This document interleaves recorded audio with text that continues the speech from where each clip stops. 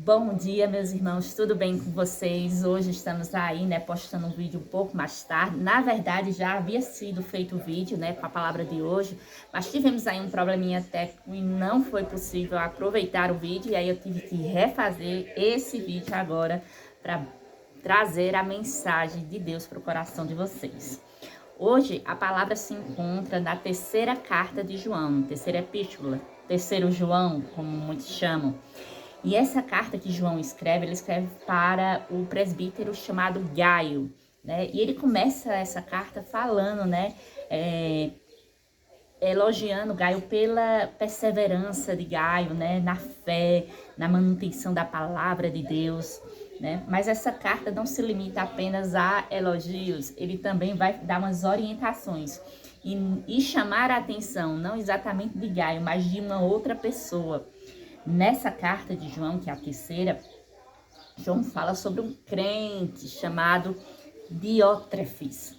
E esse crente era um crente problemático. Será que existe crente problemático por aí? Nossa, infelizmente, isso é muito mais comum do que nós imaginamos.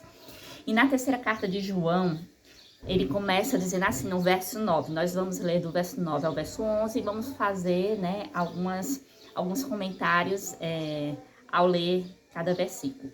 E aí no versículo 9, João escreve o seguinte: escrevi alguma coisa à igreja, mas Diótrefes, que gosta de exercer a primazia entre eles, não nos dá acolhida. Olha só, dois problemas em um verso, E quem é o crente problemático, o Diótrefes.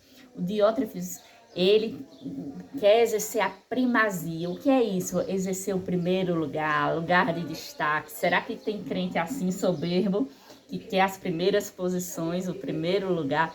Pois é, Diótrefes era esse tipo de crente que queria estar no palco, no centro das atenções.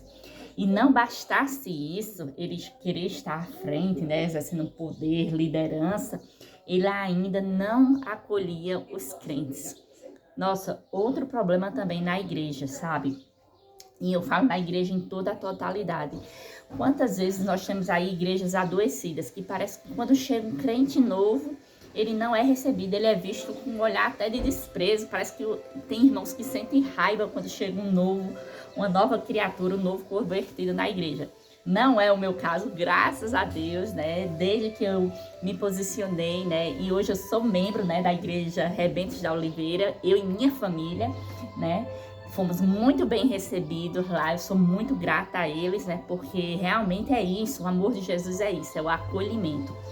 Mas isso não é a realidade de todas as igrejas. Tem igrejas que parece até que quando você coloca o pé lá, o pessoal quer que você bata em retirada, que você saia, Por quê? Porque às vezes o que eles querem é realmente chamar a atenção para si, não para Cristo. E aí continua no verso: por isso, se eu for aí, far-lhe-ei lembrar das obras que ele pratica, o Diótrefes, olha só, proferindo contra nós palavras maliciosas.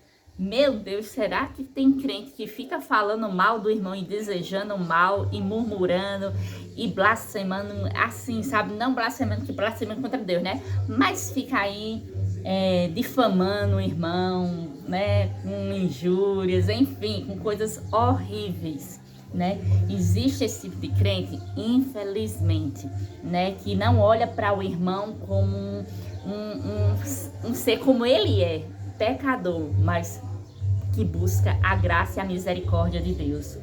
Então Diótrefes era o orgulho soberbo que queria posição e queria estar nos primeiros lugares, talvez queria cargo, talvez queria sempre que chamasse atenção para si, também não recebia os irmãos, era uma pessoa extremamente soberba e arrogante. E terceiro, tinha a língua indomável, a língua venenosa, proferindo mentiras e palavras, contra os irmãos.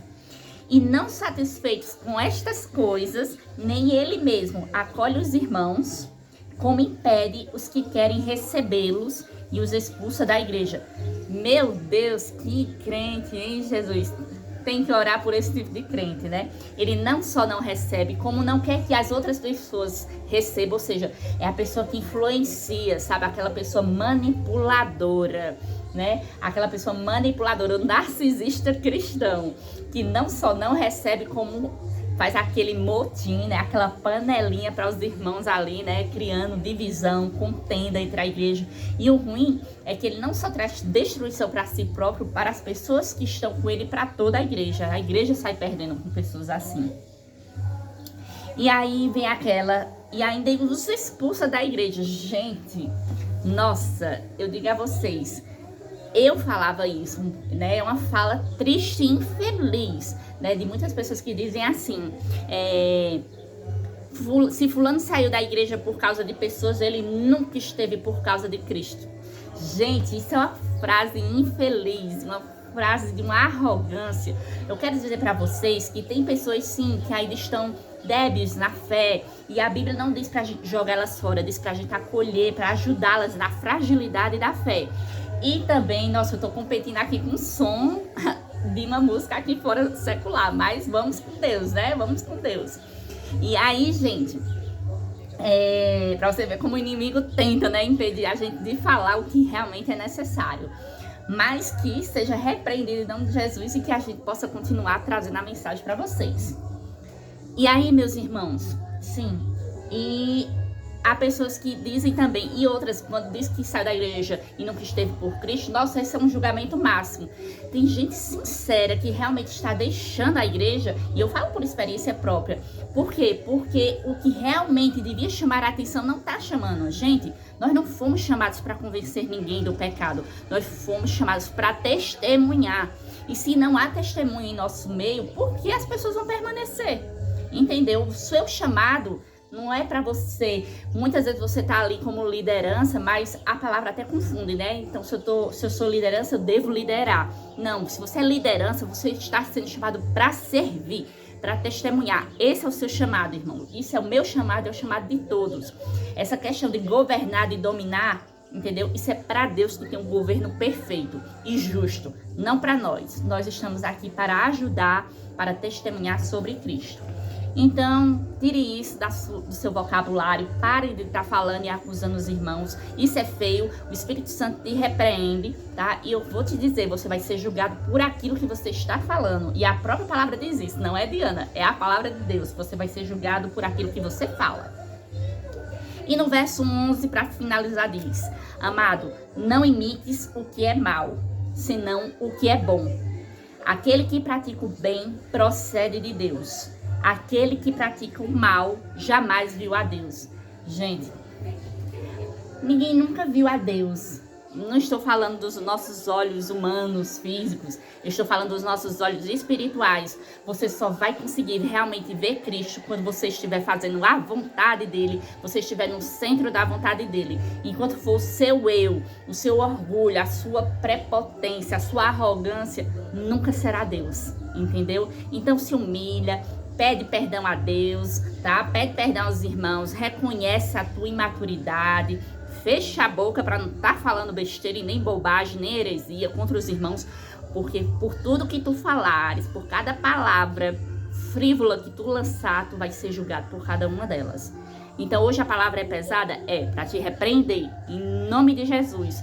Vai se converter, arrepende-se, certo? Dos teus maus caminhos, tá? Arrepende-se, converte-se, volta-se ao Senhor, volta-se ao primeiro amor e vai servir ao Senhor com alegria, né? E cada um sirva ao Senhor, né? Com sinceridade, né? Se cada um buscar ao Senhor como se deve, ninguém vai estar preocupado com o irmão, olhando o cisco do irmão quando você tem uma trave, ó, gigantesca. Então, que Deus te abençoe, que Deus te oriente. Essa palavra é para te repreender mesmo, para que você mude de atitude.